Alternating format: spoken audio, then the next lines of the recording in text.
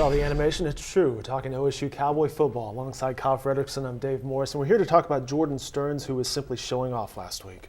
Absolutely. Jordan Stearns, a sophomore who's really been thrust into a starting role this year after playing special teams just one season before, has 20 tackles against West Virginia. And it's not necessarily the position that you want to see that kind of production out of. It shows you that a lot of the guys in the secondary were being forced to make tackles. But Stearns is the first guy since 2001. You got to go back to Dwayne Levels is the last guy to accomplish that feat, which was impressive. And looking back into Stearns' background and talking with coaches and players about what kind of player he's developed into, defensive coordinator Glenn Spencer said the thing that he was impressed with most kind of through the early season, that's what's given Stearns a chance, is just the fact that his feet are always churning. He's a guy who really has a high motor. And it dates back all the way to back when he was in high school, when he was playing fullback at Steele High School in the San Antonio area, the same high school Ryan Simmons played at, where he kind of developed that early motor to be as effective as he's been.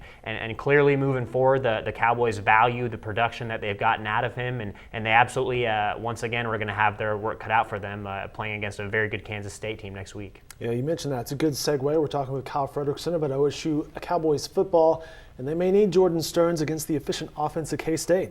Right, absolutely. And this Wildcat offense isn't necessarily going to wow you like a West Virginia or a Baylor does. They don't run that wild spread where they're going to throw the ball around a ton, but they're definitely one of the most efficient offenses in the Big 12. Jake Waters completing about 64% of his passes.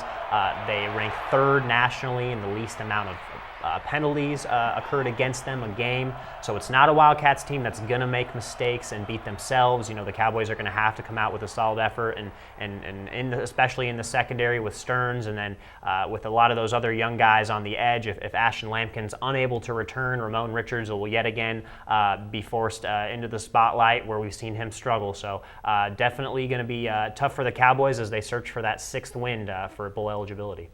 Look at this guy, Kyle Fredrickson, dropping all kinds of knowledge there. All right, more coverage from him in the Oklahoman and on newsok.com as the Cowboys prepare for Kansas State.